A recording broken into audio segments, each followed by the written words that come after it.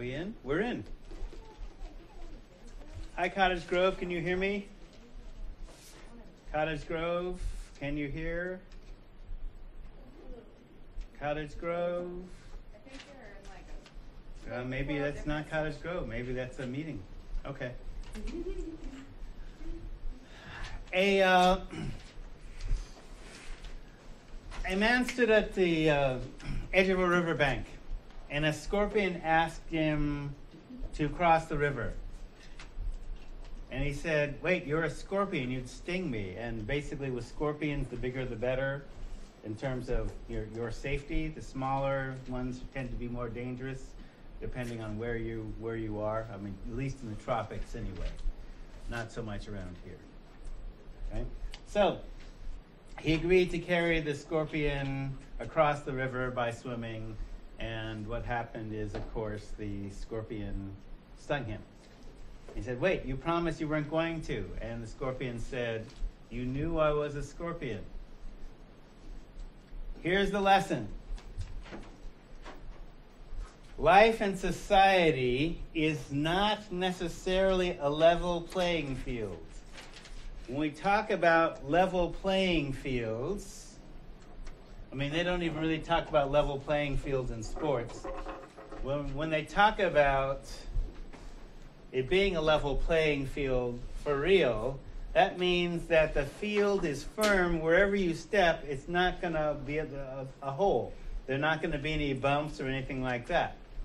Well, there are tiger traps in society that are predictable if you know that they're there and if you know what to look for in terms of avoiding them. All right? So I'm going to use a couple of examples from your social recons, which there were some very clever and inventive ones this time. Well, and every time.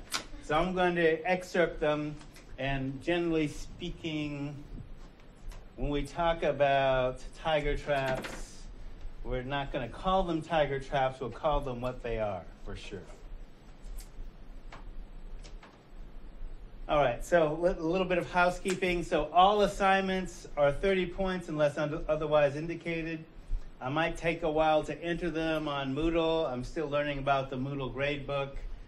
Usually I don't use Moodle, trusting my own computer and an Excel spreadsheet and just keeping it off book. But I have tried to use Moodle because we theoretically upgraded it. So if it doesn't show up, basically, right now, the default setting on Moodle says that even if you get, basically all assignments are 30 points. All right? So you turn it in, you get your 30 points.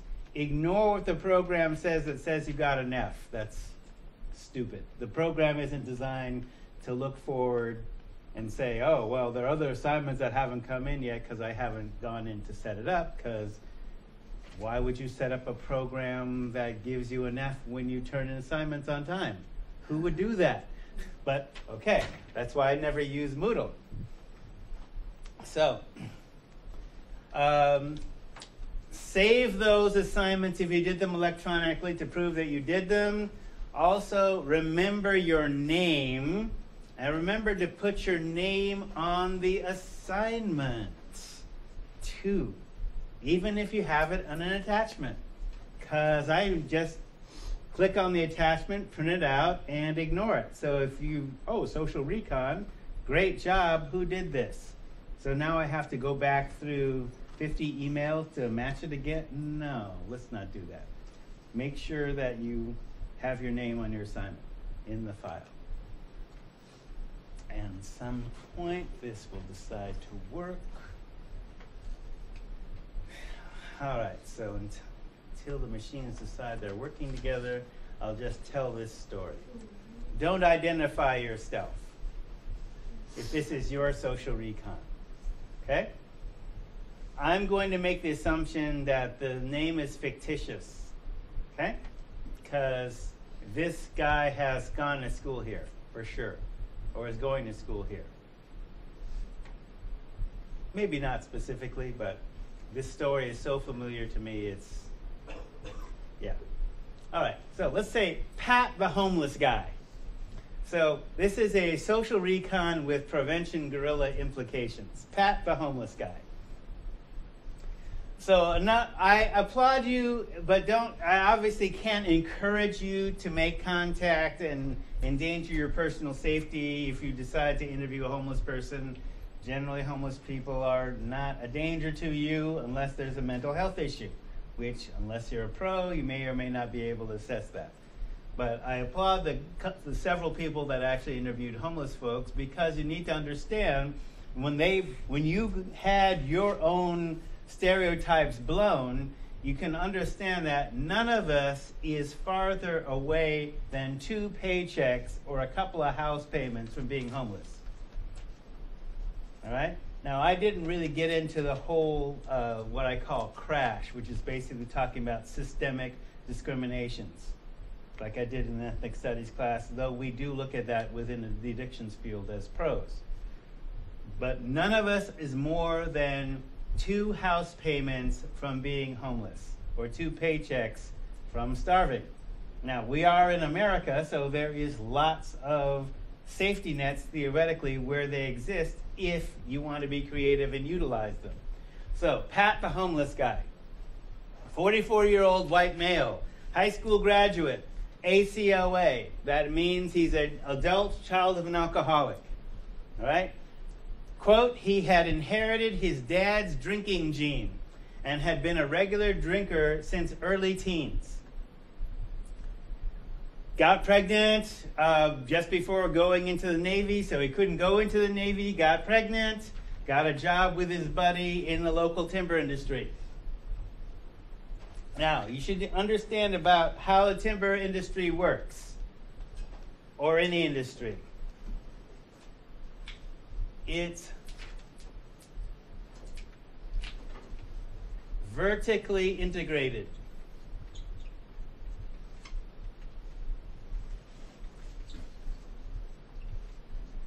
Which means they chop down trees, and they're the people that chop down the trees, move the trees to the factory where they're made into paper products, right? Office products. All right? So that means, other than machines, they need workers to fill certain positions that are dangerous, physically dangerous. All right? So he got a job in the timber industry. Now, he in his teens, he did occasional pot use and occasional LSD use. Nothing serious. I'm not making this an issue. He's basically just giving a report to this person. But he said, so occasional pot and LSD use, nothing serious, but, quote, out in the woods, it's all about the crank. If you want to keep your job, you got to keep up with everyone else so you get high like they do. Now, here's the piece you should know. Your paper, I'm not trying to guilt trip you, but your paper comes at a price. And that price is a human one. Now, I've worked at the federal level for prevention for communities and cities. So as part of my job at LCC, I interface with community prevention alliances as well as various businesses.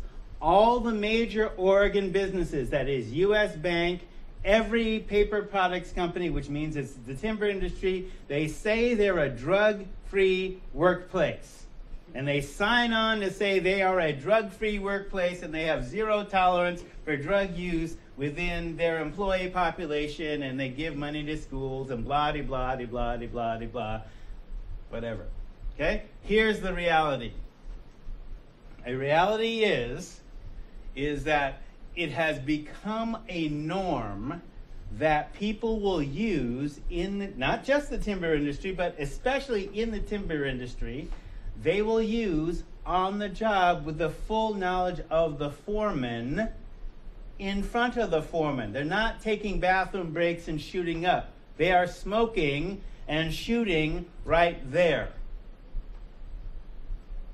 Okay? To keep up, as he stated. Okay? Because if you're working split shifts, coffee ain't working. All right? And they know that. And the bosses know that.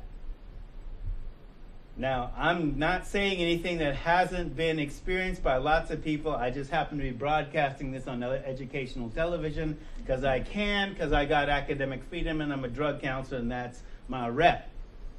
Okay? How many students have I dealt with working in the timber industry that got their crank habits from the job? Now, how I looked at this issue was I was basically dealing with somebody that was HIV positive, and he wasn't sure whether he got HIV positive from his years as a chicken, that is a male teenage prostitute in LA and San Francisco, or at Weyerhaeuser. Last year it was Bohemia. Doesn't matter. Big paper products company, because they all do the same stuff. Okay? None of them do random drug testing. All of them tolerate methamphetamine use on the job. They will say they do not. They will pick on somebody that says, oh, you blew our drug-free policy, blah, blah, blah, blah, but they tolerate drug use. They will say they do not. Whatever. This guy said, well, I could have gotten HIV positive because we were sharing needles on the job. Right. Because we don't do HIV outreach to Weyerhaeuser. Okay? The needle exchange people don't go on corporate campuses because they're drug-free, right? That's a trap. Right? You could, like, hate to go ethnic on you, but, Stevie Wonder could see that coming with Ray Charles's glasses. All right? If you want to keep your job, you got to keep up with everyone else so you get high like they do. For years, Pat smoked or injected crank at work, then went home and drank himself to sleep every night. Right. Of course he did. He had never been educated not to do that. That was the norm. Right? Because my HIV positive person also came from a logging family. And once he had a wife and kid, and, once he found out he was HIV positive, wasn't sure where he got positive. But at that time, the stereotype was that it was a gay disease, and he doesn't know whether he's gay or not. But at that point, the appropriate referral for me to give him is not only an AA group, but an AA group, an HIV positive group with HIV Alliance, which was then populated by gay men. And he's not sure of his, sexual orientation. So what is he going to see? He's going to see people at a later stage of the disease at him. And tell me, how does a 24-year-old logger from Pendleton deal with having a fatal disease? What does his culture teach him about you're 24 and you got a disease which will kill you inside of 3 years? How is he supposed to cope with that exactly? Is that a subject they bring up at church? Is that something you can bring up with your drinking buddies? So his coping skills are going to be drinking a case of Budweiser, which will tube his T-cell count, which will make him sicker faster. Now, that's one person, and I've encountered 10, no, not just 10, lots of them. It's common. From the students I've dealt with at LCC. So, I know Pat. I've met Pat. Are we working yet?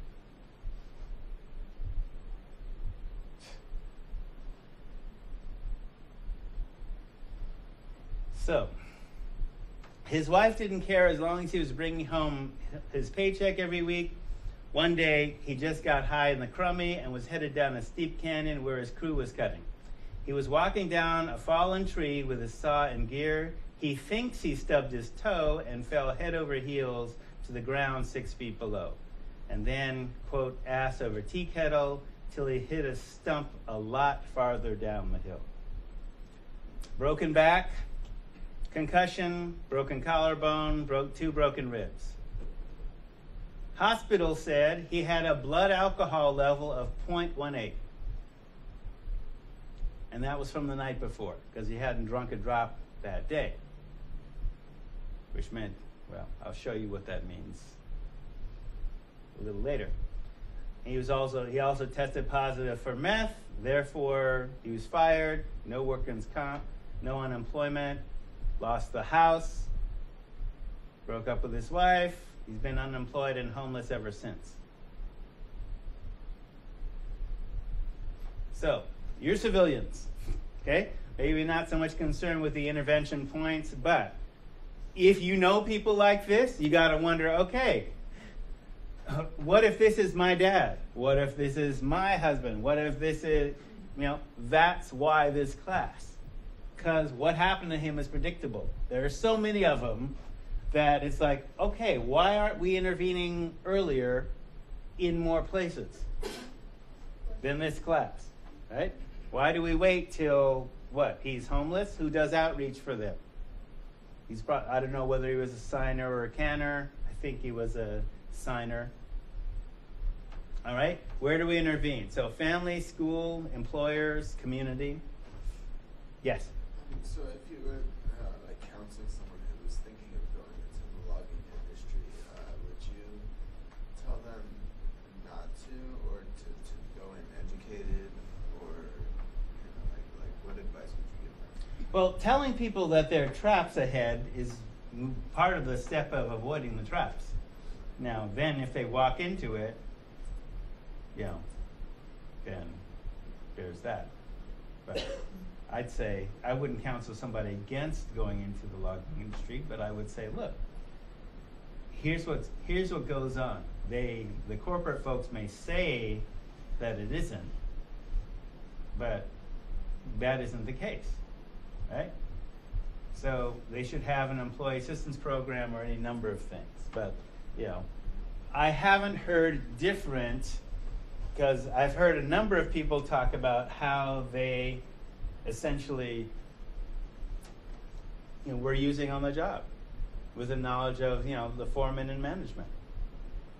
So at least the foreman and management, I've been teaching this class for now 10 years. It's been being broadcast for that long. Somebody would be tuning in, right? Or not turning a blind eye. So, it's the same thing with going into any field that's high stress. Okay? Culinary, nursing, dentistry, medicine, et cetera, et cetera. Okay, there was a piece in the paper today from the New York Times, but it was in the Register Guard, about this doctor talking about, look, I don't like the fact that I'm having to script Adderall, that is pharmaceutical methamphetamine, to little kids who are in underperforming schools.